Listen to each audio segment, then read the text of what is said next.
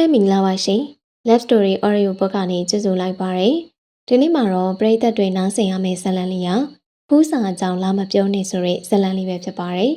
ဇာတ်လမ်းလေးမစတင်ခင်မှာတော့ကျမတို့ရဲ့ channel လေးကို like and subscribe လေးနှိပ်ပေးသွားဖို့နဲ့ဇာတ်လမ်းသစ်များစွာကိုမလွတ်တမ်းနားဆင်နိုင်ဖို့ဘေးနားကအချက်ပေးခေါင်းလောင်းလေးကိုလည်းနှိပ်သွားပေးဖို့မမေ့ပါနဲ့ရှင်ဟုတ်ကဲ့ဒါဆိုရင်ဇာတ်လမ်းလေးကိုစတင်လိုက်ပါပြီရှင်ဖေးရေမေးရေ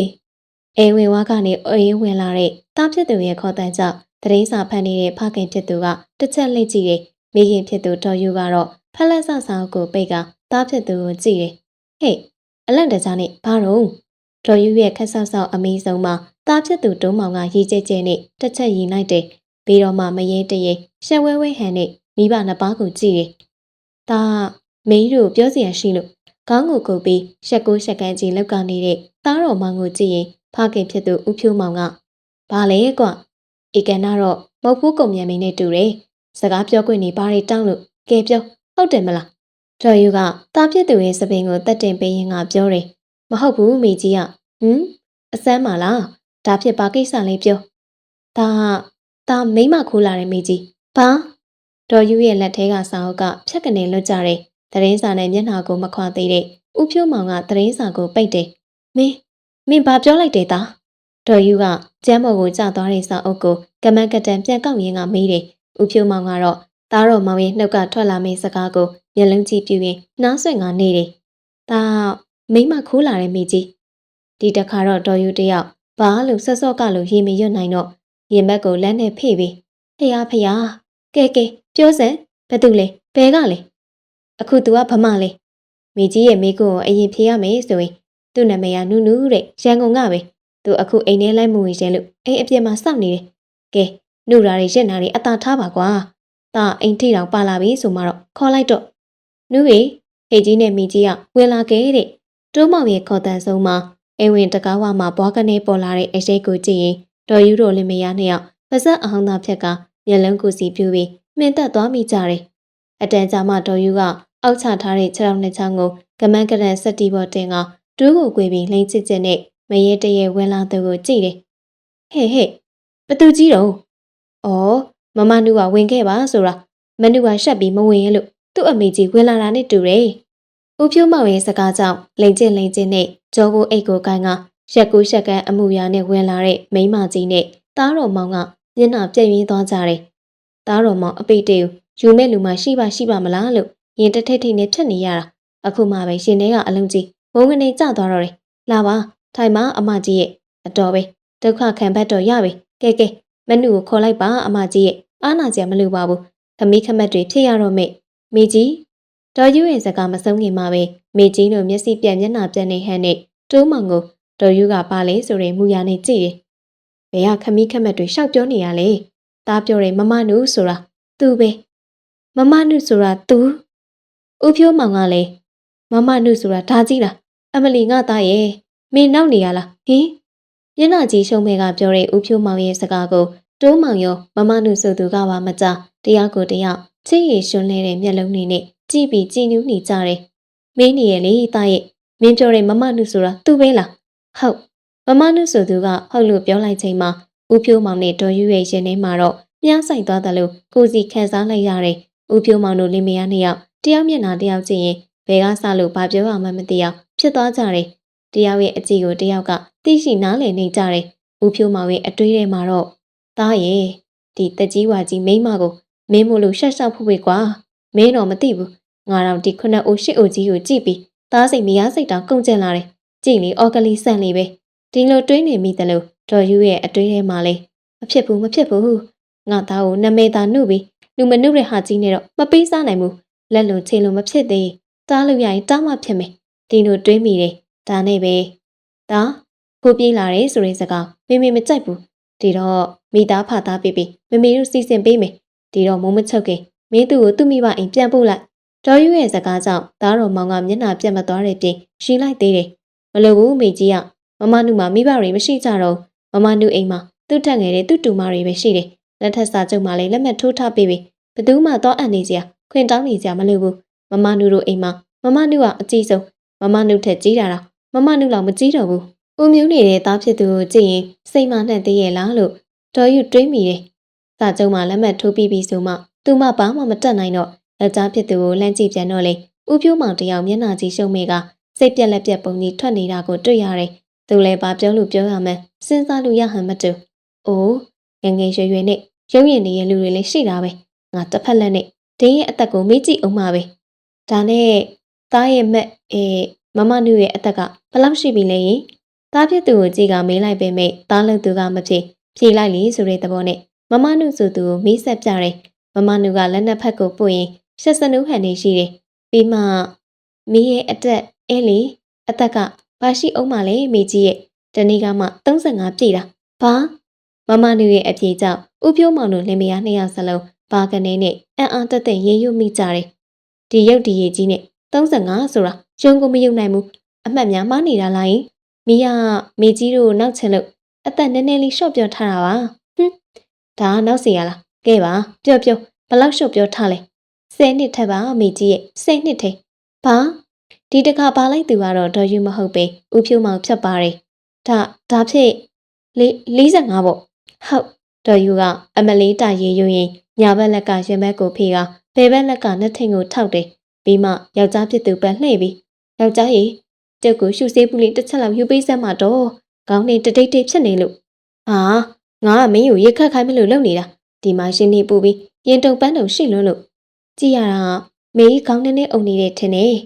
မမနုဆိုသူကဒေါ်ယူကိုကြည့်ရင်ပြောလိုက်တာမို့ဒေါ်ယူတွန့်ငနေဖြတ်သွားတယ်။ခေါင်းကနည်းနည်းအုံနေတာမဟုတ်ဘူး။အများကြီးကိုအုံနေတာ။အမလီဘလို့ဖြစ်သွားမှန်းတော့မသိပါဘူး။မီးစကြောဆွဲပေးရမလားယင်။နေရတယ်။ကိုထက်အသက်တစ်နှစ်တောင်ကြီးနေသေးတဲ့မမနုဆိုတာကိုကြည့်ရင်ဒေါ်ယူစောက်အောင်မေပြောဖြစ်တယ်။အတွေးထဲမှာတော့အမလီအရက်ကတို့ရေကြားလို့မှကောင်းကြသေးရဲ့လား။ချွေးမလုပ်တဲ့သူကရောက်ခမတွေထက်အသက်ကြီးနေတယ်တဲ့အမလီလေးသမီးလို့ခေါ်ပြန်ရင်လေငရဲကကြီးအောင်မေအမလို့ခေါ်ရအောင်ကြတော့လေသူကကို့ချွေးမအဲ့ဒီမှာစတွေ့တာပဲအသက်24နှစ်ပဲရှိတယ်မင်းကကို့အဖေထက်တောင်ကြီးတဲ့ဒီ9အိုး10အိုးကြီးကိုကွာ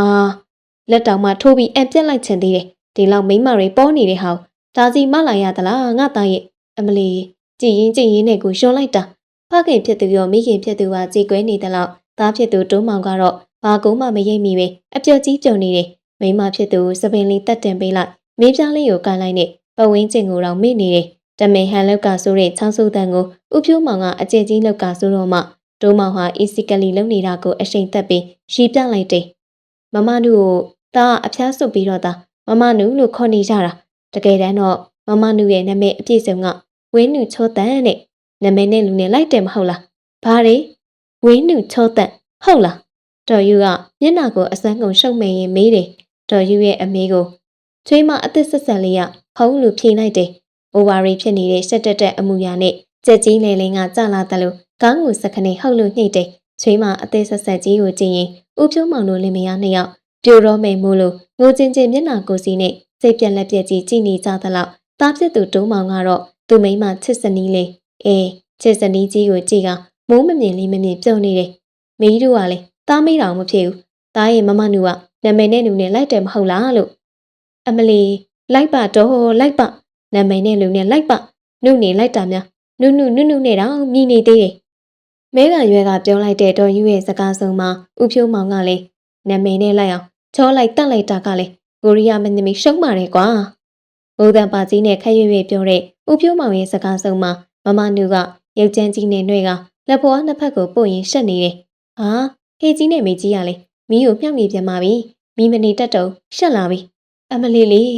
မီးရနဲ့လာနှွဲ့နေသေးတယ်ငါပိတ်တီးလိုက်ရဥဖြိုးမောင်တွေးမိတဲ့အတွေ့ဖြတ်ပါတယ်ရှက်နေတာကလည်းရှက်နေရနဲ့မတူဘူးဘလူးအထီကိုပါတိတ်ဝမ်းဆက်ဝစ်ပေးပြီးမျက်နှာကိုပေါင်နာရှိုက်ပြီးတော့နှွဲခိုင်းသားတယ်လို့ပဲရုပ်ကြီးကလည်းမခန့်တာရင်နေရတာကခေါင်းကိုက်တယ်ရှေ့ကပထုတ်လိုက်တာပဲကောင်းပြီ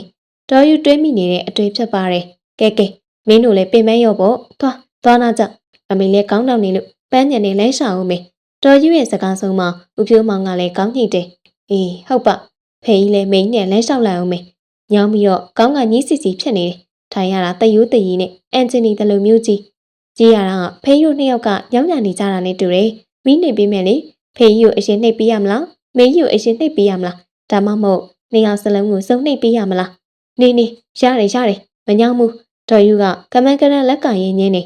ပွင့်လင်းလင်းပြောရရင်မမနူကဖေးတို့လင်မယားထက်အသက်ပိုကြီးတယ်ဗျသိရလားဦးဖြိုးမောင်ကခရီးရီပဲတမင်ပြောပြလိုက်တယ်အသက်ပိုကြီးတယ်လို့အပြောခံလိုက်ရပေမဲ့မမနူတယောက်ကတော့တုံလုံးခံမပြခေါင်းမော့ကရှင်းလိုက်ပြီးမှအဟောဘာများလဲလို့မိကအသက်ကြီးပေမဲ့ဝါအားဖြစ်တော့ဖေးတို့မိတို့ကကြီးတယ်မဟုတ်လားလို့မိကခုမှအိမ်အောင်သက်တစ်ပတ်တောင်မရှိသေးဘူးပြောရတာတော့ရှက်တောင်ရှက်လာပြီဟုတ်ပြီးတော့အသက်ဘလောက်ငယ်ငယ်ဖေးတို့ကရောက်ခမဖြစ်နေပြီဆိုတော့ဂါရဝတရားရှိထားမယ်မဟုတ်လားဗါတဲ့ပူဇာစပူဇစီရနဲ့ပူဇော်ထိုက်သူကိုပူဇော်တယ်ဂါရဝစနိဝါဒေါစဆိုတယ်လို့ဂါရဝတရားထားတဲ့သူဂါရဝထားတာမင်္ဂလာမဟုတ်ဘူးလားလေးလေးဆဆနေပြုစုမှာဆိုတော့အားနာစရာမလိုပါဘူးမမနုရဲ့စကားကြောင့်ဒေါ်နုကြောချမ်းသွားတယ်ယောက်ျားဖြစ်သူဦးဖြိုးမောင်ကိုကြည်ပြန်တော့လေဦးဖြိုးမောင်တယောက်ဦးရသွားဟန်နဲ့ပခုံးကိုတွန့်နေချွေးမအသက်ဆက်ဆက်ကြီးကိုဘာပြန်ပြောလိုက်ရမှန်းတော့မသိတော့ကဲမေကြီးအရင်အနှိတ်ခံမလားဒါမှမဟုတ်ဖေးကြီးအရင်အနှိတ်ခံမလားနှစ်ယောက်စလုံးကိုစုံနှိပ်ပေးရမလားအမလီလေးမနှိပ်တော့ပါဘူးမိမရဲ့မင်းညောင်းနေတယ်မဟုတ်လားမင်းအနှိတ်ခံခြင်းခံလိုက်အောင်လေဦးဖြိုးမောင်ကမျက်လုံးကြီးကြီးနဲ့ညင်ပြီးမိမဖြစ်သူဒေါ်ယူကိုအိမ်ဆောင်ပို့တယ်ဦးဖြိုးမောင်ရဲ့စကားကြောင့်ဒေါ်ယူကကောင်းကိုပညာစေကလောက်ဇက်ခနဲ့ရမ်းလိုက်ရင်းနဲ့မညောင်းမှုတော့ညောင်းရင်တော့အနှိတ်ခံမလားကျုပ်ဘယ်တော့မှညောင်းတယ်ညာတက်တယ်လူမှမဟုတ်တာကဲပါလေဖေးတို့မေးတို့မညောင်းသိရင်လေနောက်မှနှိပ်ပေးတာပေါ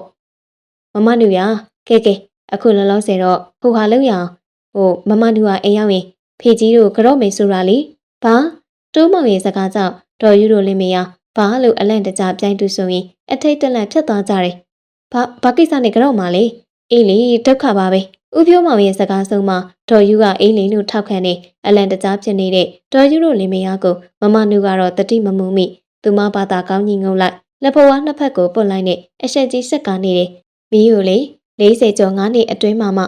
အခြေရဲ့ဝတ်သက်ကလေးပေါင်မောင်လေးတို့မွေးပေးခဲ့တဲ့ဖေကြီးနဲ့မိကြီးရဲ့ကျေးဇူးလို့အောက်မိတဲ့အနေနဲ့ပါပြီးတော့ဂါရဝတရားရှိထားတဲ့အနေနဲ့လည်းဖြစ်အောင်ပါအင်ကြီးလက်မောင်းကိုပင်ကပြပြဆွဆွလက်အုပ်ချီနေတဲ့မမနုကိုကြည့်ရင်ဒေါ်ယူတို့လည်းမရထိုင်ရမလို့ထိုင်ရမလို့တွေဖြစ်သွားကြတယ်ကိုထက်အသက်တစ်နှစ်ခန့်ကြီးသူကလက်အုပ်တကြီးကြီးနဲ့ပြောနေတဲ့အခါနေရင်ထိုင်ရင်နဲ့မယိုးမရွကြီးဖြစ်လာတယ်ရတယ်မေကြီးတို့လည်းမရအောင်မမနုဂါရဝတရားထားတယ်ဆိုတာသဘောပေါက်ပါတယ်ဒီတော့ကြော့စီရမလို့ဘူးဟုတ်ပြီလားမရဘူးဖေကြီးတို့ဘာပဲပြောမိရတော့ကျေးဇူးတင်လို့အေးဟာနဲ့ကိုကတော့အောင်ပါကဲကတော့မယ်နော်ကဲမိမကြီးပြောလို့ရမယ်ပုံလည်းမပေါ်ဘူးမင်းကတော့ခံချင်ခံငါတော့ငရဲအကြီးမခံနိုင်ပြေးပြီနေပါဦးတော့အဲ့ဒီလိုကိုလို့မယုံနဲ့ကျုပ်လဲလိုက်မယ်တော်ယူလည်းပြောဆူပဲဥပြိုးမောင်ရဲ့နောက်ကလိုက်ပြေးတယ်တစ်ချိန်လုံးကြောင်တောင်နဲ့ထိုင်နေတဲ့တိုးမောင်ကတော့ဒီအခါကျမှဖေးနဲ့မေဘယ်တော့ပြမမနူကတော့လက်အုပ်ကြီးချီထားရင်ကတဝုန်းနဲ့ထပြေးသွားတဲ့တော်ယူတို့လင်မယားကိုကြည့်ရင်မျက်နှာငယ်လေးနဲ့អော်လိုက်တယ်နေုံလေဖေးနဲ့မေရဲ့ကျေးဇူးတင်လို့အင်းဟာနဲ့ကတော့အောင်မေလို့ဆိုနေမှနောက်ကကပ်ပါလာတဲ့မမနူရဲ့တန်ကြောင့်တော်ယူတို့လင်မယားနောက်ကိုအလန့်တကြားလှည့်ကြည့်ကြတယ်အမလေးကြောက်ပါတယ်ဆိုကြောက်နဲ့တို့တခါလေးကြောက်ပါတယ်ဆိုမှအန်ကြီးလက်အုပ်ကြီးချီပြီးတော့ခဏတန်ကြီး10တန်ကြီးနဲ့လှမ်းပြီးကျင်းဝနေသေးတယ်ငိုတန်ပါကြီးနဲ့ပြောတဲ့ဥဖြိုးမောင်ရဲ့စကားကိုတော်ယူကငိုချင်နေတဲ့မျက်နှာကြီးနဲ့ပဲခေါင်းညစ်ကထောက်ခံတယ်ဟုတ်ပါတော့အမလီလိုက်လာတဲ့တော့ပြေးလိုက်မလာတော့ဘူးလို့ထင်ကကိုရှိန်တက်ပြီးကမှဘုံငနေမြန်လိုက်ရတဲ့မမနုရဲ့အပြေးတစ်ပိုင်းလက်အုပ်ကြီးနေဟန်ကြောင့်တော်ယူလန့်သွားတယ်ဒီလိုနဲ့ဥဖြိုးမောင်တို့လင်မယားနှစ်ယောက်တော်ရီတော့သားတော်မောင်ရဲ့ကောင်းမှုအကြောင်းပြုကအဲ့ဒီနေ့ကတော်နဲ့ကို့အိမ်ကိုမပြတ်ရေးခဲ့ကြဘေးအိမ်မှာဝင်ပုံးရင်အခြေအနေတိတ်ဆိတ်အေးချမ်းပြီဆိုကမှတိတ်တဆိတ်ပြန်ခဲ့ကြတော့တယ်မင်းတော့မသိဘူးမိမရငါကတော့မနေ့ကပြေးလိုက်လွှားလိုက်လှုပ်ထားလို့လားမသိဘူးညောင်းတောက်နေတာပဲမိပြီမိမဖြစ်သူကိုရင်ဖွင့်နေစဉ်မှာနောက်ကမိပြီလို့ရုတ်တရက်ထအော်တဲ့မမနုရဲ့အတန်ကြောင့်ဥဖြိုးမောင်အထိတ်တလန့်နဲ့အောင်မလေးပြလို့လက်မီអော်လိုက်တယ်ဘာမိရလဲမျက်နှာထိမျက်နှာထားနေမိတဲ့ဒေါ်ယူရဲ့မိကုံကိုမမနုကချက်ချင်းကြီးမဖြေသေးသူမစတိုင်တိုင်းလက်ဝါးနှစ်ဖက်ကိုပုတ်ကရှက်ဝဲဟန်လုပ်တယ်ပြီးမှဟုတ်လေမညောင်းဘူးနဲ့အခုပဲဖေကြီးကညောင်းတောက်နေတာပဲလို့ပြောလိုက်တယ်မဟုတ်လားအဲ့ဒါကိုမိပြီလို့ပြောတာပါကဲသမီးစကြောဆွဲပြီးမယ်နော်ဖေကြီးဟဲ့မဆွဲနဲ့အင်ကြီးလက်ကိုပင်ကလက်ကိုကွေးကြည့်စမ်းကြည့်ပြင်းရင်ပြောတဲ့မမနုကိုဥဖြိုးမောင်ကပခုံးကိုကျုပ်မျက်နှာကိုရှုပ်ရင်းနဲ့ပြောလိုက်ပါတယ်ဘာဖြစ်လို့လဲဖေကြီးရဲ့ကြောက်လို့ရှင်အော်ဟိုထဲမှာဇက်ကြောနေရာမှာကမေကျော်တို့ဘာလို့ရှိတယ်မဟုတ်လားအဲ့ဒီမေကျော်တွေဘာတွေနှိမ့်မိပြီ တတိမိသွားမှကြောက်တယ်လို့ပြောတာဦးဖြိုးမောင်ရဲ့နှုတ်ကအဆင်ပြေအောင်ပြောလိုက်ရပေမဲ့စိတ်ထဲမှာတော့လက်သေးတွေတတောင်လောက်ရှိတဲ့ဟောင်းအမေရောင်စုထားသေးတယ်လက်တွေကွေးကြည့်ဆက်ကြည့်လုပ်နေတဲ့ပုံစံကလေးနှိပ်ပြီးမဲ့ပုံနဲ့မတူဘူးခုတ်ချိုးမဲ့ဒီဇိုင်းမျိုးအမလီတို့ရင်နဲ့စက်သိန်းအောင်ထားတယ်ဦးဖြိုးမောင်ကအဲ့ဒီလိုတွင်ရင်ပခုံးကိုကျုံတဲ့ကျုံတယ်လို့တော်ယူကလည်းမတိမသားနဲ့မမနူနဲ့ဆန့်ကျင်ဘက်ကိုဟင်တရွတ်ဆွဲကနေရခိုးရွှေတယ်ညဦးကသူမပတ်လှိတ်လာမှကိုစောင့်နေဟန်တူတယ်ဦးဖြိုးမောင်ဘာပဲပြောမမနူကတော့ဂယုမဆိုင်ခေါင်းကိုပင်ညာခက်တက်ရမ်းလိုက်တယ်ပြီးမှပဲဟင်းဘာကိစ္စအနှိပ်မိုင်းရမှာလေစိတ်ချမမစီအောင်ကဲပါအခုပဲနှိပ်ပြမယ်လာလေပြဆူဆူနဲ့မမနူကလာလေလို့ဦးဖြိုးမောင်ရဲ့ဆက်ကိုစက်ခနေဆွဲတယ်အမလေးပြ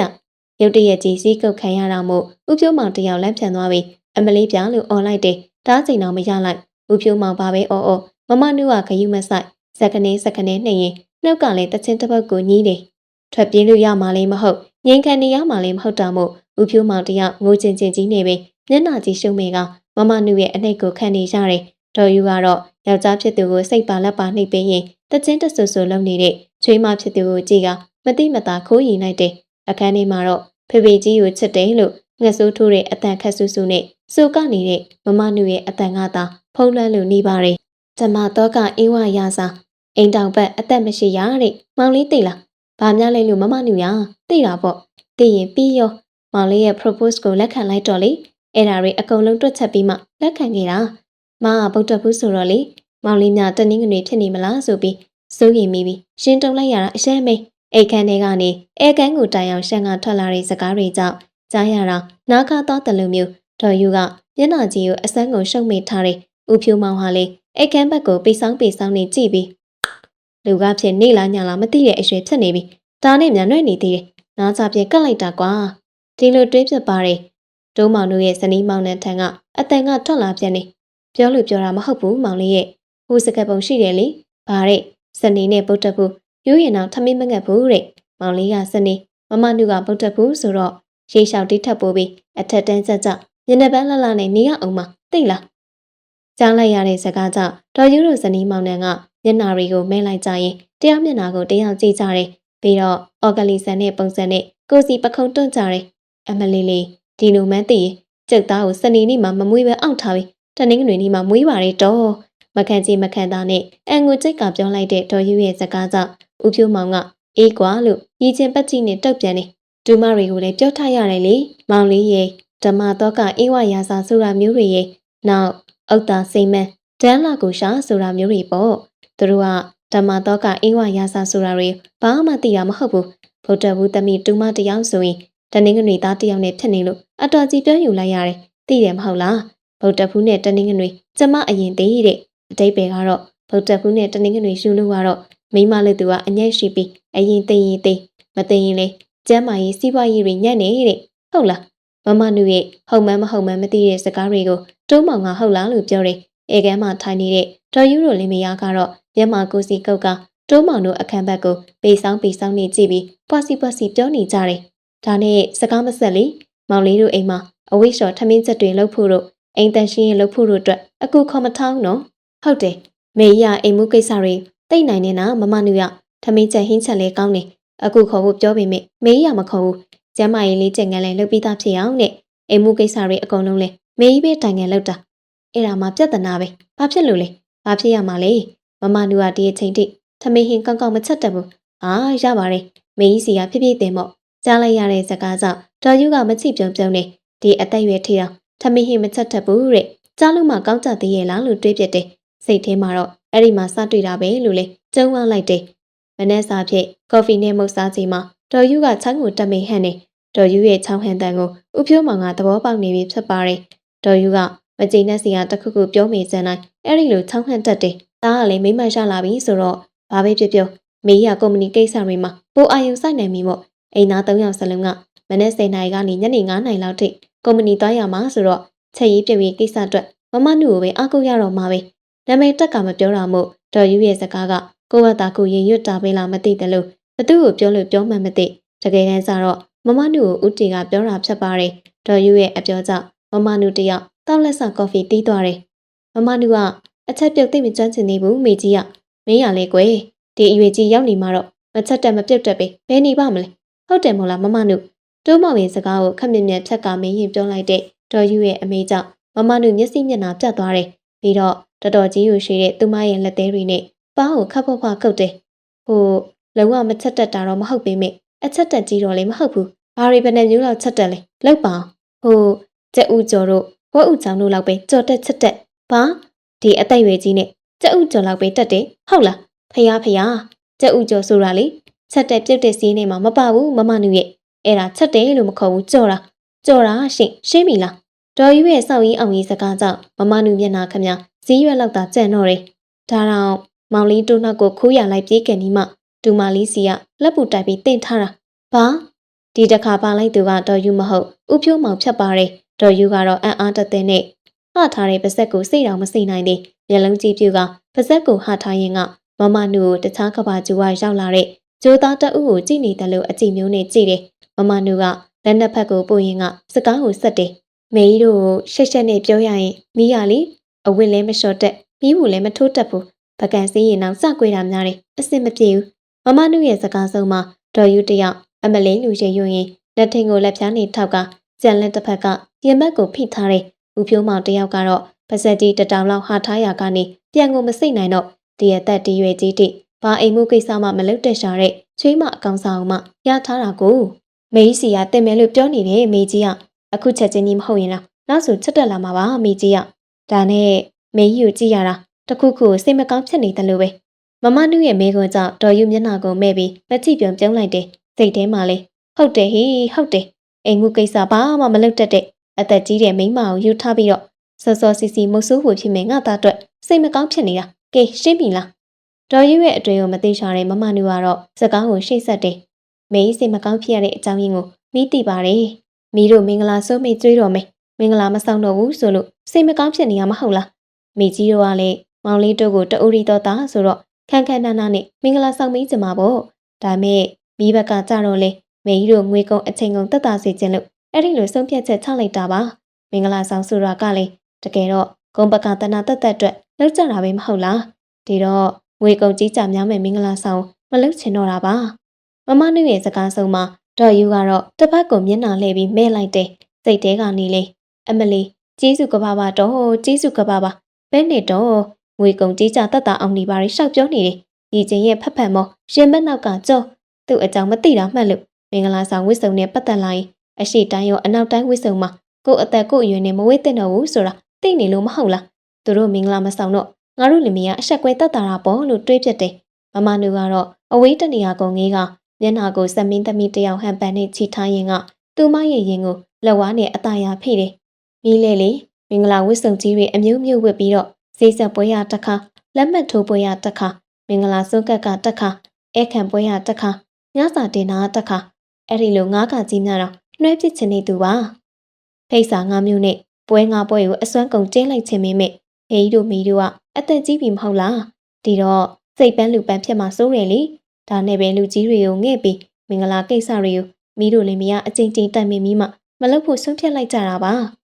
ါဖေးနဲ့မိတို့ကအသက်ကြီးပြီမဟုတ်လားဆိုတော့မမနုရဲ့စကားကဒေါ်ယူရဲ့အဆိုင်ကိုထိတယ်အကြောင်းမသိသူတယောက်ယောက်ကများကြားခဲ့သည်ရှိတော့သူမတို့လည်းမရကပဲမမနုတက်အသက်မဟာတရားကြီးနေတဲ့ပုံမှာပိတ်ရိုက်ပစ်ခြင်းတဲ့စိတ်တွေရင်ထဲမှာရှိနေပေမဲ့ဒေါ်ယူကဟန်ဆောင်ပန်းဆောင်မိပြုံးလိုက်တယ်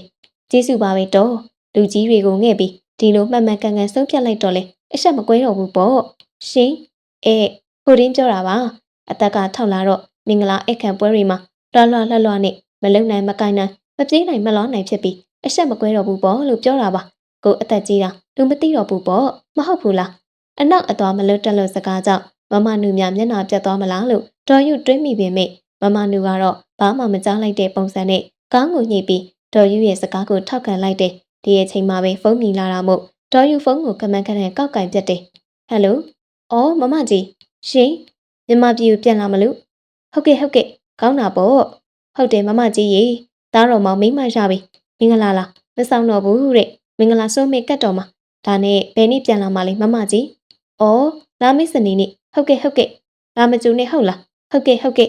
ပုံချပြီးတာနဲ့ဒေါ်ယူကတပ်ပြင်းကိုဝါချတယ်ဘေးမှာမမနုကိုစိတ်မသက်သာဟန်နဲ့လှမ်းကြည့်တယ် ချိန်မှဖြစ်သူရဲ့အနေထားကိုမေးနေတဲ့မမကြီးရဲ့မိကိုတွေကိုမဖြစ်ဖြစ်ပဲဘယ်နေ့ပြန်လာမလဲဆိုတဲ့စကားနဲ့စကားလင်းကြောင်လွှဲဖြစ်တယ်ပြန်လာတော့မှပဲသူ့တူတိုးမောင်ရဲ့မိမအကြောင်းကိုမမကြီးဘာသာမမကြီးမေးပါစီတော့လို့တွေးဖြစ်တယ်မမကြီးပြန်လာမှာကလာမိတ်စနေနေတဲ့ဒီနေ့မမကြီးနိုင်ငံသားကပြန်ရောက်မယ်နေမှုတော်ယူတို့တိန်လုံးအလောက်ရှုံနေကြတယ်ဟေးကျုပ်ကိုလမ်းထိပ်ကစန်တာစီကိုခဏလိုက်ပို့ပါဦးဘာဝယ်မလို့တော့ဖေကြီးရဲ့အမကြိုက်တဲ့တိတိတက်နန်လေးတောင်းဝယ်ရအောင်လို့ပါမမနူကဧကဲမှာခဏဆောက်ပြီးနော်သားငယ်ရရီချိုးနေတယ်မဟုတ်လားတော်ကြအိရှိမှလူမရှိပဲဖြတ်မှာဆိုလို့ဟုတ်ကဲ့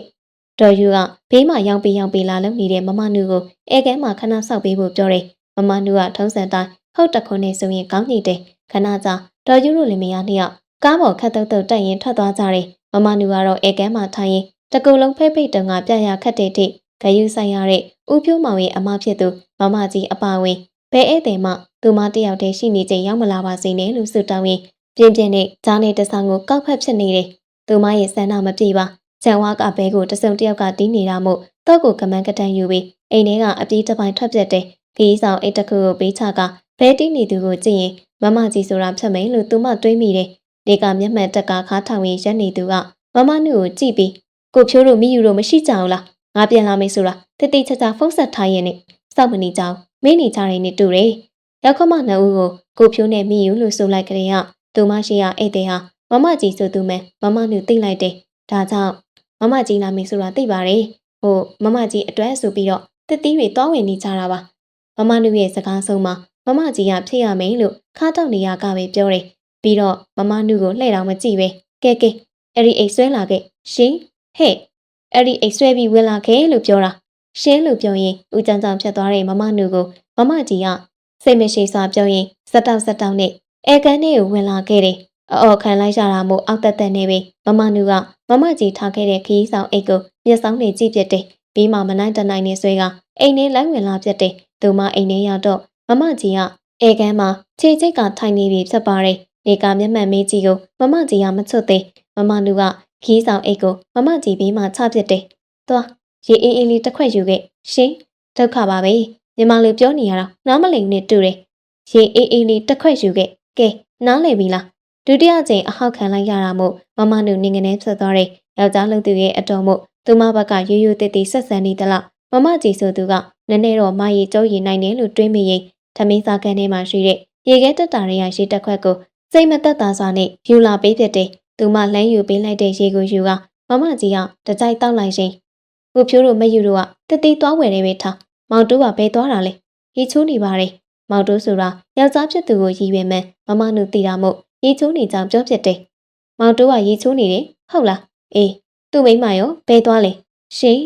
သူမကိုရှိထားပြီးသူ့မိမဘဲသွားလေလို့အမေးခံလိုက်ရတာမို့မမနုကအံ့အားတသက်နေပဲရှင်းလို့ပြောဖြစ်တယ်ဟဲ့တရှင်နဲ့ဘာဖြစ်နေရလဲမောင်တူးရှိတက်လာလောက်ကယူထားတယ်ဆိုရင်မိမကိုမေးနေတာဟိုဘာရီဒေါသဖြစ်နေရတော့အန်တီကြီးကမမနုဘာဖြစ်ရမှန်းမသိတာကြောင့်ဦးကြံကြောင်ဖြစ်နေချိန်မှာရေချိုးပြီးထွက်လာတဲ့တိုးမောင်ကသူ့အန်တီဖြစ်သူကိုလှမ်းငါမေးတယ်ဘာဖြစ်ရမှာလဲမေးတဲ့မိကွန်းကိုတကူမှချက်ချင်းမဖြေနိုင်ဘူးတရှင်နဲ့တကူမေးလိုက်တာလေးရှင်နောက်တကူမေးလိုက်လေရှင်နဲ့တကယ်တည်းမမကြီးကမမနုကိုခက်ဆောက်ဆောက်ပြောရင်းနေပဲမမနုကိုအထက်အောင်ကြည့်တယ်နေပါအောင်မောင်တို့ရဲ့သူ့ကိုလာစာဘလောက်ပေးထားလဲခမညာအော်အရေးတဲ့မင်းကပါဦးကြံကြောင်ဖြစ်နေပြန်ပြီသူ့ကိုလာစာဘလောက်ပေးပြီးခေါ်ထားတာလဲလို့မေးတာအမလီလေးကြည့်ပါအောင်အိမ်ရကူကလက်သေးတွေတတောင်လောက်ကိုနေအပ်လုပ်ပြီးလက်သေးမှာပန်းမုံနေတာဆွဲထားသေးတယ်အဲ့မရဲ့ဒီလိုဦးကြောင်ကြောင်ဘာလို့ခိုင်းမို့ခေါ်ထားတယ်မသိဘူးမီယူတို့လေးမရလာမစင်ပြောကိုပြောပြအောင်မေဗျာရှင်ငိုတန်ပါကြီးနဲ့ပြားကနေရှင်ကနေအံ့အားတင်သွားကြတဲ့တိုးမောင်တို့လေးမယားကိုမမကြီးကတော့ဂယုတော်မဆိုင်ချိတ်ထိုင်နေရကအိမ်ဝကိုမျက်နှာမူပြီးပူလိုက်တာလို့ညည်းတယ်ပြီးတော့သူမရဲ့စကားကိုပြတ်မပြေတဲ့တူတော်မောင်ကိုဒိုင်းကနေမျက်စောင်းထုတ်ရင်ဦးကြောင်ကြောင်နဲ့လို့ပြောတယ်တိုးမောင်ကတော့မမနုကိုအားတုပ်အားနာဟန်နဲ့ကြည့်တယ်မမနုကတော့ပါဇက်ကြီးဟာကအံ့အားသင့်နေစေကဲမီယူတို့လည်းမရဘယ်ချိန်မှပြန်ရဝင်မသိဘူးငါရေမိုးချိုးပြီးနားတော့မယ်ငါအတွက်အခန်းကိုဗမာစီစဉ်ထားလေဟိုဘက်မှာပါမမကြီးရဲ့အမေကိုတိုးမောင်ကဖြေတယ်အန်တီကြီးဘာလဲဟိုရီတီတွေလုံမနေနဲ့ပြောစရာရှိတာနောက်မှပြောငါပင်မလို့နားကျင်နေပြီဟဲ့ဟိုတယောက်ရှင်ငါနားမဲ့အခန်းစီကိုအိတ်ဆွဲပြီးရှေ့ရသွားအန်တီကြီးပြောစရာရှိတာနောက်မှပြောလို့ပြောထားတယ်လေတိုးမောင်ငါနားတော့မယ်ဟဲ့အိတ်ဆွဲပြီးရှေ့ရသွားပါဆို ဟုတ်နောက်ဆုံးတော့အန်တီကြီးရဲ့စကားဆုံးမှာမမနူကဟုတ်လို့ပြောရင်ပေါက်တဲ့နှစ်ဖူးမထူးဘူးဆိုပြီးစိတ်နှလုံးတုံလုံးချကလောလောဆယ်အေးရအေးကြောင်နဲ့အိတ်ကိုဆွဲကအန်တီကြီးတွေပြင်ဆင်ထားတဲ့အခန်းစီကိုလိုက်ပို့လိုက်ရတော့တယ်တုံးမောင်ကတော့ခေါင်းကိုကုတ်ကဦးကြောင်ကြောင်နဲ့ပါဇက်ဟနေစေပဲဖြတ်ပါတယ်ပရိသတ်တွေခုနာဆင်ခဲ့ရတဲ့ဇလန်လေးကတော့ဖူးစာအကြောင်းလာမပြောနဲ့ဆိုတဲ့ဇလန်လေးရဲ့ပထမပိုင်းပဲဖြစ်ပါတယ်နောက်ထပ်လည်းဇလန်လေးရဲ့စသိမ်းပိုင်းကိုဆက်လက်တက်ဆက်ပေးအောင်မှဖြစ်လို့စောင့်မျှော်အားပေးကြပါအောင်ရှင်နာတော်တာဆင်မိခဲ့ကြတဲ့ပရိသတ်တအုပ်တယောက်ချင်းစီတိုင်းကိုလည်းကျေးဇူးတူပဲတင်ရှိပါတယ်ရှင်